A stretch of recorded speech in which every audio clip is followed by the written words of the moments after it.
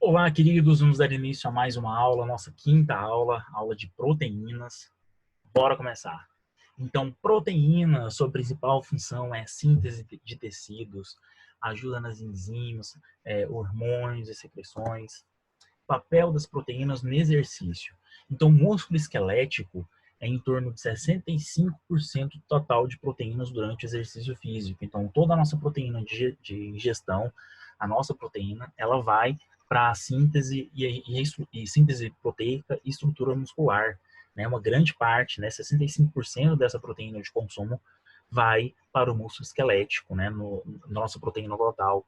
A proteína, ela tem uma fundamental ação na ação muscular, né, na contração através de actina e miosina, fonte energética, tem pouca participação, mas quando eu não faço aquele controle, o equilíbrio dietético, o equilíbrio nutricional, tem muita participação. Isso quer dizer que se eu não faço uma ingestão calórica adequada e eu consumo muita proteína, né, que é o que nós vemos aí na maioria das vezes, até mesmo influenciado pelas mídias sociais, né, não formais, o nosso cliente ele consome muita proteína, reduz carboidrato, reduz lipídios, então ela tem uma efetiva participação no fornecimento de energia, que não é bacana, né? Aumenta o catabolismo muscular, a perca da massa muscular para o fornecimento de energia, então realmente não é interessante.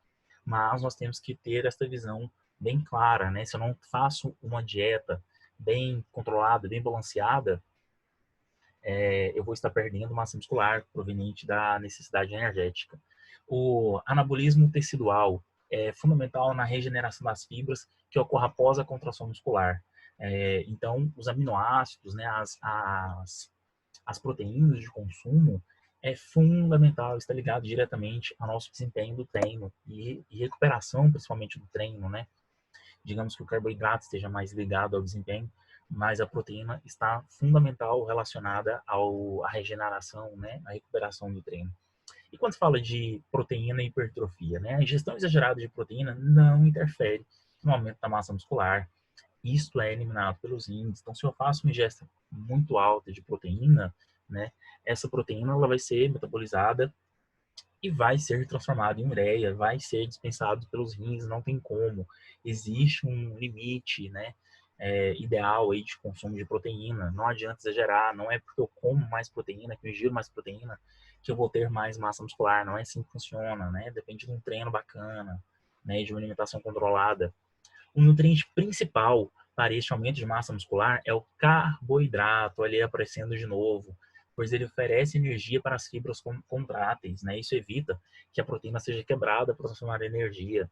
E a ingestão de proteína nas qualidades recomendadas são responsáveis pela regeneração das fibras musculares, proporcionando hipertrofia dependendo do tipo de exercício executado, beleza? Não adianta eu fazer crossfit achando que eu vou ficar bombado, maromba, que não vai funcionar, pessoal. É muito mais difícil atingir as recomendações de carboidratos, que é em torno de 60 a 70% por dia, do que as de proteínas, que é em média de 10 a 15%, certo? Então, vejamos, se eu consumo mais carboidrato na minha dieta, né, eu vou ter que comer mais, né? E a proteína, ela não é tão difícil assim. Por que eu coloquei essa observação? Existe um marketing em torno da proteína para o ganho de massa muscular por conta da hipertrofia, que não tem fundamento científico, né? Não é porque eu consumo mais proteína que eu vou ganhar mais massa muscular, não é porque eu tomo whey que eu vou ter mais massa muscular, não é porque eu consumo BCAA que eu vou preservar a minha massa muscular. Não é assim que funciona. Existe um marketing muito grande em torno disso, né? E nós temos que entender, assim como as gorduras falaram na nossa aula passada, não importa o nutriente, importa eu fornecer ele na quantidade adequada, certo? Não é porque eu consumo mais proteína que eu vou ter mais massa muscular. É a mesma coisa de pensar que se eu consumir mais gordura, eu vou ter mais gordura. Se eu consumir mais carboidrato, eu vou ter mais energia. Não é assim que funciona. Existe um limiar. Se eu consumir muita gordura, né, perdão, muita proteína, né, eu não vou ter mais músculo, né? Isso vai ser através da gliconeogênese vai ser transformado em gordura e eu vou aumentar peso, né? Então, não existe essa mídia aí, a necessidade de uma suplementação de whey protein, né? Nós vamos entender o porquê do whey protein, uma forma de facilidade e não de bater a quantidade de proteínas por si só. E as proteínas no fisiculturismo, até mesmo aquele nosso cliente que não é atleta, né? O nosso cliente ativo. Então, a necessidade de proteínas para hipertrofia é uma média de 1,5 até no máximo 2,5 gramas por quilo de peso. Existem alguns casos que nós utilizamos até 3, né? Até 3, 3,5, né? Então, depende muito de cada caso. Mas a média que nós temos aí de referência dos colégios é esta, de 1,5 a 2,5 gramas por quilo corporal. Isso está ligado diretamente a 15 a 30% das calorias diárias. Então, dentro de todas as calorias que nós precisamos consumir, que o nosso cliente precisa consumir, né, 15 a 30% deve ser de proteínas. Em fase de cutting ou pré-contest, o que seria isso? A fase de cut é a fase da perda da gordura corporal, né? Enfatiza muito a perda da gordura, o desenho muscular. E o pré-contest, assim como nós já falamos na aula passada, é aquele evento específico. Então, se eu estou perdendo peso, quero emagrecer, eu quero definir minha musculatura, ou se eu tenho um evento que eu vou participar, algum casamento, algumas férias. Então, se eu estou nesta fase, que tem um tempo determinado, com percentual de gordura baixo, a necessidade aumenta. Se eu tenho clientes que estão nessa fase e têm um percentual de gordura mais baixo, eu posso aumentar de 2 até 3,5 gramas por quilo corporal. É aquilo que eu havia falado, né? Cada caso, pessoal, é um caso. Se eu tenho um cliente que tem mais gordura corporal, eu tenho uma certa prescrição. Se eu tenho um cliente que ele é muito longilíneo, né, muito ectomorfo, né, ele precisa realmente de um suporte maior energético, então eu posso subir esses índices de proteína também, não tem problema. Importância do balanço energético é fundamental, certo?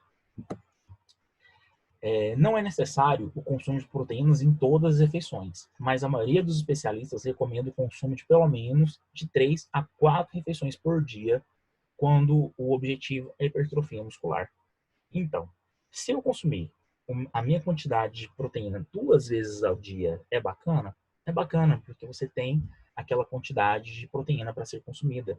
Mas se eu posso dividir essa proteína durante o meu período do dia, é melhor ainda, porque eu vou estar sempre fornecendo proteínas para o meu organismo, né? E aumentando assim as possibilidades dele, né? Tanto de regeneração quanto o fornecimento de aminoácidos. E um fator principal, que é a questão da saciedade, né? A proteína é um alimento pesado, você não consegue comer muita proteína. Então, se eu fizer essa divisão, eu consigo fazer com que o meu cliente ele consuma a quantidade ideal de proteína diária, sem tanto trabalho, sem tanto esforço, né? E principalmente controlando os outros nutrientes, né? O carboidrato, que é muito prazeroso, e a gordura, que ela também dá muita saciedade, né? Então, eu consigo controlar essa ingesta, né? De carboidratos e de lipídios quando eu faço essa divisão aí, esse fracionamento da proteína durante o dia. É show de bola, isso daí uso direto com praticamente todos os clientes, né? Aqui eu quis trazer um desenho de um artigo que eu achei bacana. Ele comparou o whey protein, a caseína e a soja, né, como repositores para síntese proteica. E sem dúvida alguma, né, como vocês podem ver aí, o whey protein ele teve até um asteriscozinho, como chama esse joguinho da velha, né? Hashtag.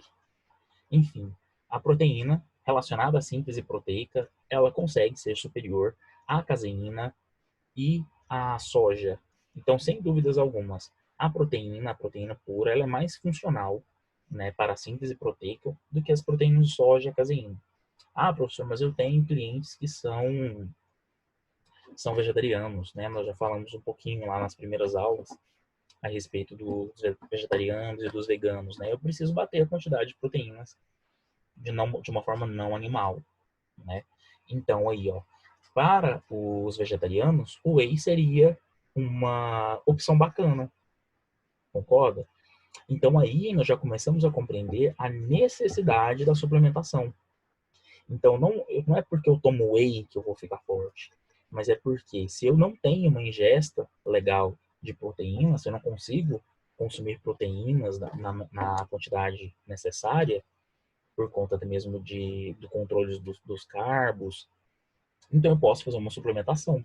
E essa suplementação de whey protein para os vegetarianos seria mais interessante. Agora nós temos também aqueles que são veganos, né, que de forma alguma consomem nada de animal.